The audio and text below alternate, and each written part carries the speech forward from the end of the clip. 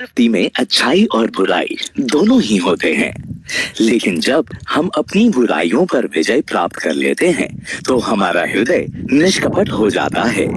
आइए प्रेमचंद द्वारा रचित इस कहानी के माध्यम से असत्य पर सत्य की और धन की ताकत पर ईमानदारी की जीत को देखें और समझें। जब नमक का नया विभाग बना और ईश्वर प्रदत्त वस्तु के व्यापार करने का निषेध हो गया तो लोग चोरी छिपे इसका व्यापार करने लगे। इसके दारोगा पद के लिए तो वकीलों का भी जी ललचाता था। वंशीधर रोजगार की खोज में निकले। उनके पिता एक अनुभवी व्यक्ति थे। समझाने लगे, बेटा, घर की दुर्दशा देख रहे हो, ऋण के बोझ से दबे हुए हैं। लड़कियां विवाह योग्य हो गई हैं। नौकरी में ओहदे की ओर ध्यान मत देना। ऐसा काम ढूंढना जहां कुछ ऊपरी आय हो। मासिक वेतन तो पूर्णमासी का चांद है जो एक दिन दिखाई देता है और घटते घटते लुप्त हो जाता है। ऊपरी आय बहता हुआ स्रोत है जिससे सदैव प्यास बुझती है। वंशीधर एक आज्ञाकारी पुत्र थे। उन्होंने ये बातें ध्यान से सुनी और घर से चल पड़े। अच्छे शगुन से चले थे। जाते ही नमक विभाग के दारोगा पद पर प्रतिष्ठित हो गए। वेतन अच्छा और ऊपरी आय का तो ठिकाना ही ना था। वृद्ध मुंशी जी को जब यह सुखद समाचार मिला तो भूले ना समाये। सर्दियों के दिन थे और रात का समय था। नमक के सिपाही चौकीदार सभी नींद में मस्त थे। मुंशी वंशीधर को यहाँ आए अभी 6 महीने से अधिक ना हुए थे, लेकिन इस थोड़े से समय में ही उन्होंने अपनी कार्य कुशलता और उत्तम आचार से अफसरों को मोहित कर लिया था। नमक के दफ्तर से 1 मील पूर्व की ओर जमुना बहती थी। उस पर नाव का एक पुल बना हुआ था। दारोगा जी अभी मीठी नींद सो रहे थे कि अचानक आंख खुली तो नदी के प्रवाह की जगह गाड़ियों की गड़गड़ाहट सुनकर उठ बैठे। इतनी रात गए गाड़ियां नदी के पार क्यों जाती हैं? अवश्य कुछ ना कुछ गोलमाल है। वर्दी पहनी, तमंचा जेब में रखा और बात ही बात में घोड़ा बढ़ाए हुए पुल पर आ पहुंचे। गाड़ियों की एक लंबी कतार पुल के पार जाती देखी। डांट कर पूछा, किसकी गाड़ियां हैं? थोड़ी देर तक सन्नाटा रहा। आदमियों में कुछ कानाफूसी हुई। तब आगे वाले ने कहा, पंडित अलोपीदीन की। कौन पंडित अलोपीदीन? दातागंज के। मुंशी वंशीधर चौंके। पंडित अलोपीदीन इस इलाके के सबसे प्रतिष्ठित जमींदार थे। लाखों रुपए का लेन देन करते थे। इधर छोटे से बड़े कौन ऐसे थे जो उनके ऋणी ना हो? मुंशी जी ने पूछा, गाड़ियां कहाँ जाएंगी? उत्तर मिला, कानपुर। लेकिन यह प्रश्न करते ही कि इनमें क्या है, सन्नाटा छा गया। दारोगा साहब का संदेह और बढ़ा तो उन्होंने घोड़े को एक गाड़ी से सटाकर बोरे को टटोला। भ्रम दूर हो गया।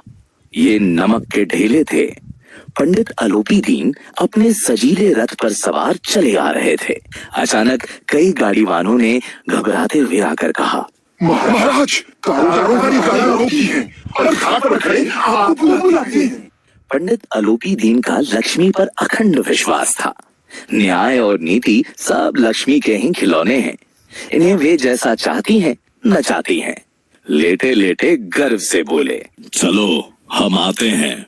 यह कहकर पंडित जी ने बड़ी निश्चिंतता से पान खाया और फिर लिहाफ ओढ़े हुए दरोगा के पास आकर बोले, बाबूजी, आशीर्वाद कहिए। हमसे ऐसा कौन सा अपराध हुआ कि गाड़ियां रोक दी गईं? वंशीधर रूखे स्वर में बोले, सरकारी हुक्म। अलोपीदीन ने हंसकर कहा, हम सरकारी हुक्म को नहीं जानते और ना सरकार को। हमारे सरकार तो आप ही हैं। हम कभी आपसे बाहर हो सकते हैं भला? आपने व्यर्थ ही कष्ट उठाया। यह तो हो ही नहीं सकता कि हम इधर से जाएं और आपको भेंट ना चढ़ाएं। अलोपीदीन की बातें सुनकर वंशीधर कड़क कर बोले, हम उन नमक हरामों में नहीं हैं जो कौड़ियों पर अपना ईमान बेचते फिरते हैं। आप इस समय हिरासत में हैं। आपका कायदे के अनुसार चालान होगा। मुझे अधिक बातों की फुर्सत नहीं है। जमादार बदलू सिंह, तुम इन्हें हिरासत में ले चलो, मैं हुक्म देता हूँ। पंडित अलूपी दीन स्तंभित हो गए। ऐसा अपमान इससे पहले उन्होंने कभी ना सहा था। बड़े दीन भाव से बोले, बाबू साहब ऐसा ना कीजिए, हम मिट जाएंगे, इज्जत धूल में मिल जाएगी।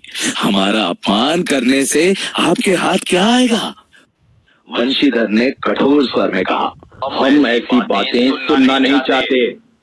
अलूपी दीन के स्वाभिमान और धन ऐश्वर्य को कड़ी चोट लगी, किंतु अभी तक उन्हें धन की शक्ति का पूरा भरोसा था।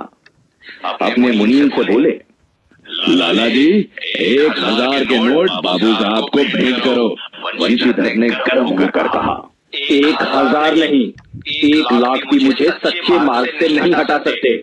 1 से 5, 5 से 10, 10 से 15 और 15 से 20,000 तक की नौबत आ पहुंची, किंतु धर्म पूरी वीरता के साथ पर्वत की भांति अटल अविचलित खड़ा था। अलूपी दीन निराश होकर बोले, अब इससे अधिक मेरा साहस नहीं, आगे आपको अधिकार है। वंशीधर ने अपने जमादार को ललकारा। बदले सिंह मन में दारोगा जी को गालियां देता हुआ पंडित अलूपी दीन की ओर बढ़ा। पंडित जी घबराकर 2-3 कदम पीछे हटे। अत्यंत दीनता से बोले, बाबू साहब ईश्वर के लिए मुझ पर दया कीजिए, मैं 25,000 पर निपटारा करने को तैयार हूँ। 25,000 नहीं, 25 लाख पर भी असंभव है। बदलू सिंह, इस आदमी को अभी हिरासत में ले लो। अब मैं एक शब्द भी नहीं सुनना चाहता। धर्म ने धन को पैरों तले कुचल डाला। अलूपी दीन ने एक हृष्ट पुष्ट मनुष्य को हथकड़ियां लिए हुए अपनी तरफ आते देखा तो मूर्छित होकर गिर, किंतु अदालत में पहुंचने की देर थी। तमाम अधिकारी वर्ग उनके भक्त, उनके सेवक, वकील उनके आज्ञा पालक और चपरासी तथा चौकीदार तो उनके बिना मूल के गुलाम थे। उन्हें देखते ही लोग चारों तरफ से दौड़े। सभी लोग विस्मित हो रहे थे, इसलिए नहीं कि अलूपी दीन ने क्यों यह कर्म किया, बल्कि इसलिए कि वे कानून के पंजे में कैसे आए। प्रत्येक मनुष्य उनसे सहानुभूति प्रकट कर रहा था। न्याय के मैदान में धर्म और धन में युद्ध थम गया। वंशीधर चुपचाप खड़े थे। उनके पास सत्य के सिवा कोई बल ना था, ना स्पष्ट भाषण के अतिरिक्त कोई शस्त्र। गवाह थे, किंतु वे भी लोभ से डावाडोल। यहाँ तक कि मुंशी जी को न्याय भी अपनी ओर से कुछ खिंचा हुआ सा ही दिख पड़ता था। वह न्याय का दरबार था, परंतु उसके कर्मचारियों पर पक्षपात का नशा छाया हुआ था। जहाँ पक्षपात हो वहाँ न्याय की कल्पना ही नहीं की जा सकती। मुकदमा शीघ्र ही समाप्त हो गया। डिप्टी मजिस्ट्रेट ने अपने फैसले में लिखा, पंडित अलूपी दीन के विरुद्ध दिए गए प्रमाण निराधार हैं। वे एक बड़े भारी व्यापारी हैं। थोड़े से लाभ के लिए वे ऐसा काम नहीं करेंगे। यद्यपि नमक के दारोगा मुंशी वंशीधर का अधिक दोष नहीं, लेकिन यह बड़े खेद की बात है कि उसकी विचारहीनता के कारण एक भले मानुष को कष्ट झेलना पड़ा। भविष्य में उन्हें होशियार रहना चाहिए। वकीलों ने यह फैसला सुना तो उछल पड़े। पंडित अलूपी दीन मुस्कुराते हुए बाहर निकले। वंशीधर ने धन से बैर मोल लिया था, उसका मूल्य चुकाना अनिवार्य था। बड़ी कठिनाई से 1 सप्ताह ही बीता होगा कि मुअत्तली का आदेश आ पहुंचा। कर्तव्य परायणता का दंड मिला। बेचारे शोक और खेद से व्यथित घर को चले। बूढ़े मुंशी जी ने मुअत्तली का समाचार सुना तो अपना सिर पीट लिया। बड़े ईमानदार बनने चले हैं, पढ़ना लिखना तो बचा रख गया।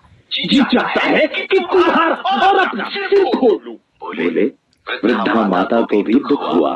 तीर्थ यात्रा की कामना मिट्टी में मिल गई। एक दिन संध्या के समय बूढ़े मुंशी जी बैठे राम नाम की माला जप रहे थे।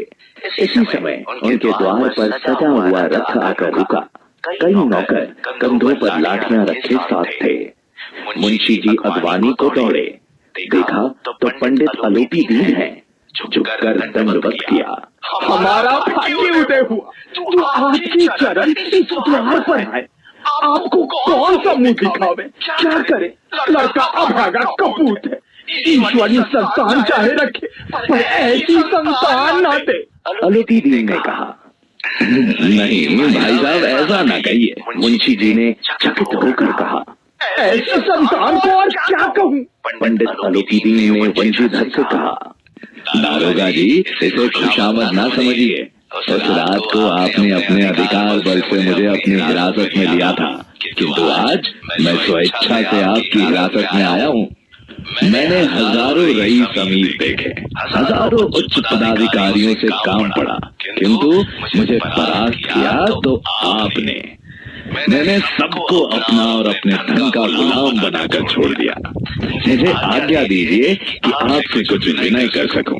पंडित जी की बातें सुनी तो वंशीधर के मन का मैल धुल गया। पंडित जी की ओर उड़ती हुई दृष्टि से देखा तो सद्भाव झलक रहा था। शर्माते हुए, ये आपकी उदारता है जो ऐसा कहते हैं। मुझसे जो कुछ हुआ उसे क्षमा कीजिए।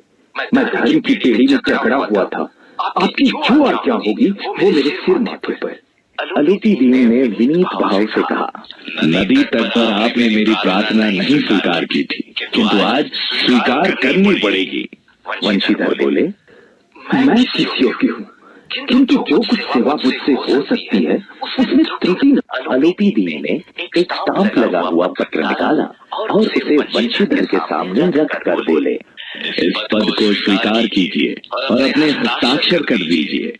जब तक यह सवाल पूरा ना कीजिएगा, द्वार से ना हटूंगा।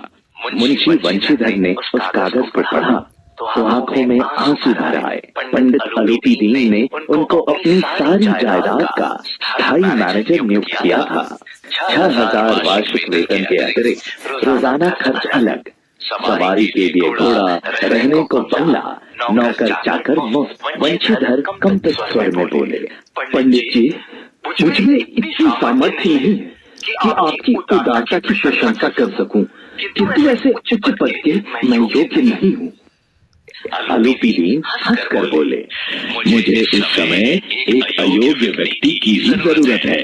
आलोपी दीन ने कलम निकाली और उसे वंशीधर के हाथ में देकर बोले, ना मुझे विद्वता की चाह है, ना अनुभव की, ना कार्य कुशलता की। इन गुणों का परिचय खूब पा चुका हूँ।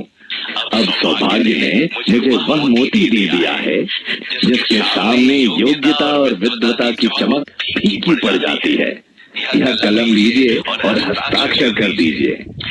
मेरी ईश्वर से यही प्रार्थना है कि आपको सदैव वही नदी के किनारे वाले उद्दंड, कठोर परंतु धर्मनिष्ठ दारोगा बनाए रखें। वंशीधर की आंखें दबदबा आईं। हृदय के संकुचित पात्र में इतना एहसास ना समा सका। कांपते हुए हाथ से मैनेजरी के कागज पर हस्ताक्षर कर दिए। आलोपी दीन ने प्रफुल्लित होकर उन्हें गले से लगा लिया।